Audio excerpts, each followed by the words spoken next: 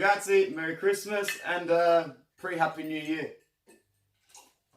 Forza Inter worldwide. Thanks for joining me, Bruno.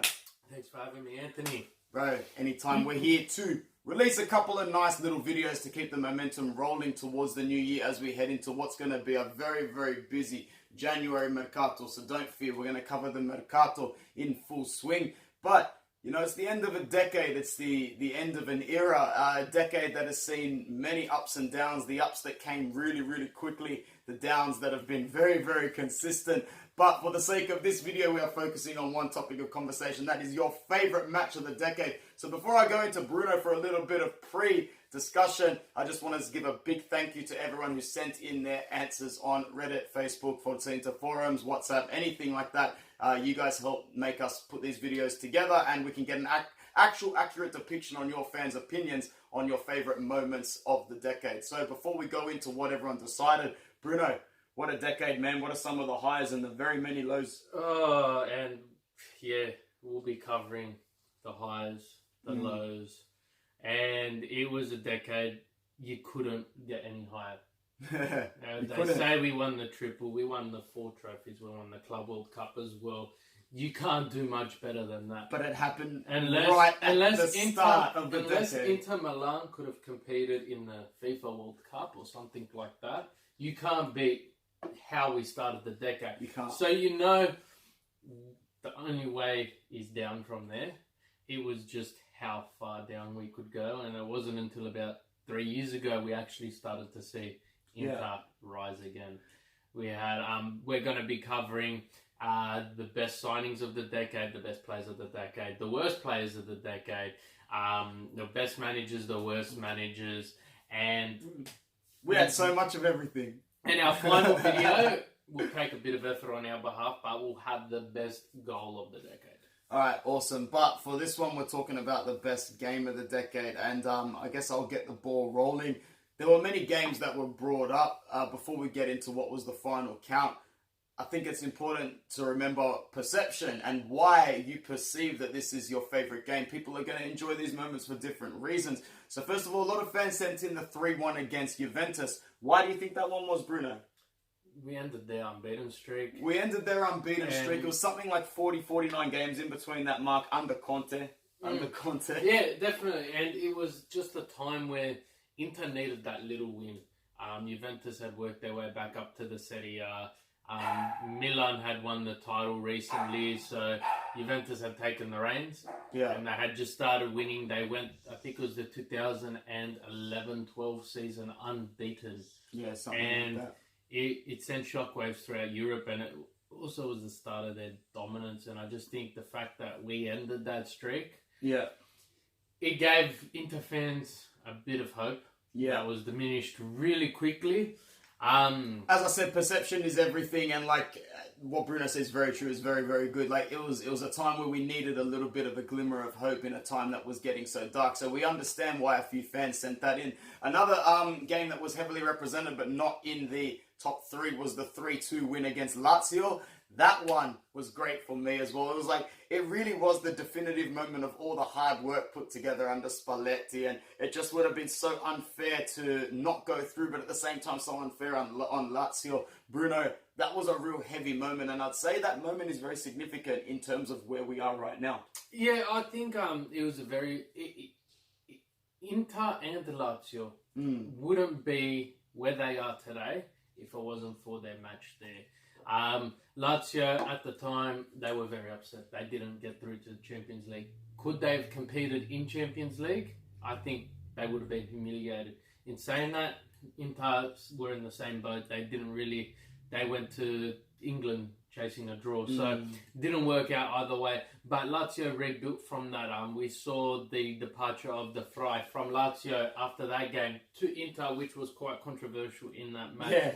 So, I think that match there is a point for both clubs where it showed Inter, we do have the chance to get into Europe again, finally. Yeah. And Lazio will look, we need to do better. And you can see now, Lazio's 3 points off first. Inter's currently first. They built it well. Another one that I actually saw on a couple of our forums was the Tottenham match, the first one, 2-1 return leg. La riprende Vecino. Yes. And I as an individual game, yes, but as a collective, I can't really rate that anywhere in match of the decade. Well, that's what I mean. Perception is everything, and that's why, I think at the end of the day, the biggest and the best matches are the ones that get the most votes, and we'll see that soon. Everybody loves a derby win. Everybody loves a win against Milan. There was a few derby wins that I've loved over the years. I mean, I remember the game being dead shit for 86 minutes until Palacio hits a back heel in from like 6 yards out, and I run around the house screaming.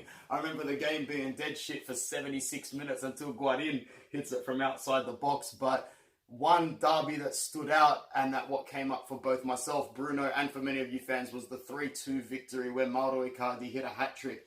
Now, we'll talk about Icardi a little bit more down the track for another one of our videos for our favourite player and worst player of the decade. But that game for me, Bruno, man, like that derby, that was brilliant. That was full-on brilliant, bro. Vecino puts a beautiful ball into the box. Spectacular running off the ball by Icardi. Man, I remember speaking to you after that match. We were in tears. It was amazing. So 2 big derby victories that belong to Icardi, obviously those 2 ones. But time to get to the top 3 games and what they were.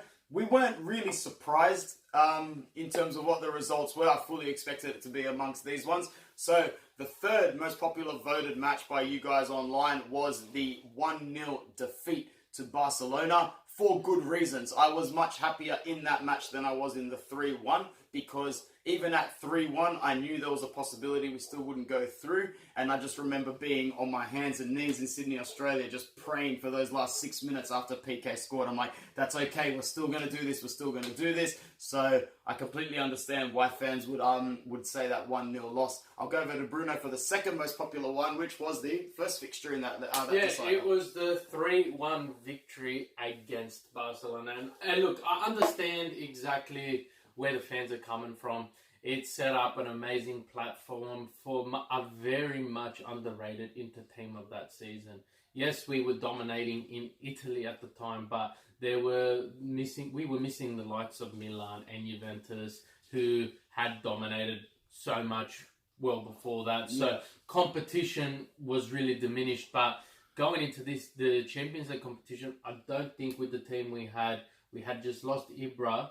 Yeah. We didn't think we were going to do so well. And just an honourable mention, there was a couple of fans that sent in the 1-0 result against Chelsea at Stamford Bridge. I also completely resonate with that. When Eto'o scored that goal with 10 minutes to go, that's the moment I started to believe as an Inter fan. When we did Chelsea at Stamford Bridge in the last 10 minutes, that was when I got up and said, I'm like, hold up, we might actually have a crack at this thing. Yeah. And we had more than a crack at it. And that 3-1 win was dominating, and you could see they were just running on fumes from the Chelsea win. Yeah. And, and I think that's why I had mine the other way around. I had the 3-1 Barcelona win for third. Yeah. The 1-0 Barcelona loss for second.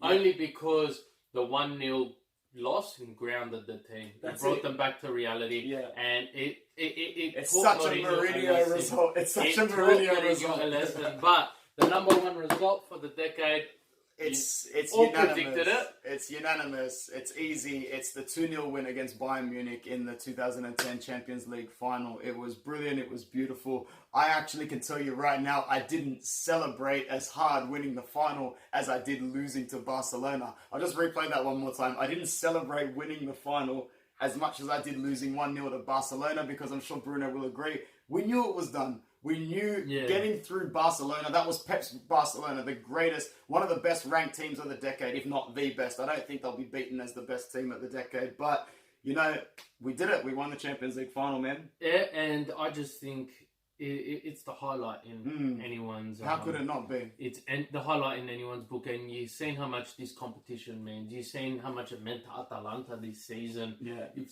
seen how much it means to the players. And I just think the fashion we did it in, we lost Ibrahimovic the start of the season. He said he wanted to go to Barcelona. He wanted to win the Champions League title. He wanted all of that. And I personally thought we were finished. Yeah. I personally thought we were finished. It's hard, bro. That's not an easy loss to take, losing Ibrahim. No, especially at the time we did lose him. Yeah. He was in his prime back then. And you know what? 10 years later, he's just re-signed for AC Milan. Yeah. You can't really justify the man just doesn't stop. Yeah. But I just feel the start of the season, then when we got Erto, Schneider, Melito, and the 2 goals from Melito, it just resonated that World Cup win Italy had in 2006. Just the passion those players' faces. Yeah. It was almost like their last hurrah. So many senior players, and Inter made the mistake of like renewing all those contracts later on. But that was an issue with management. But I'm sure everybody can agree that morning really did solidify what was like as close to destiny as you can possibly get. Il Capitano, that's the one. Zanetti, he deserved it more than anyone. And I've seen countless interviews with Mourinho over the years. And he's praised this Inter team as the best team he's ever managed. Yeah, and that's he has coming multiple from a guy times. who has managed many great teams. But he turned around and he said, after that Champions League win, I haven't been back to the San Siro unless I'm playing against Inter or AC Milan because I couldn't say goodbye. Yeah. I couldn't say goodbye. That's why when Spalletti was out the window, we all thought maybe Mourinho was coming in. Maybe. But that is our team, our match of the decade, brought to you by you guys, you fans. Thank you. We will be putting up daily posts wondering what our worst game of the decade, our worst player, best manager, worst manager, and then we'll wrap it off with our goal of the decade. We can't do these videos without you guys, so please keep us entertained. Let us know what you think. Anthony? Ciao from everyone. Forza Inter. Forza Inter worldwide. Ciao, Ciao. ragazzi.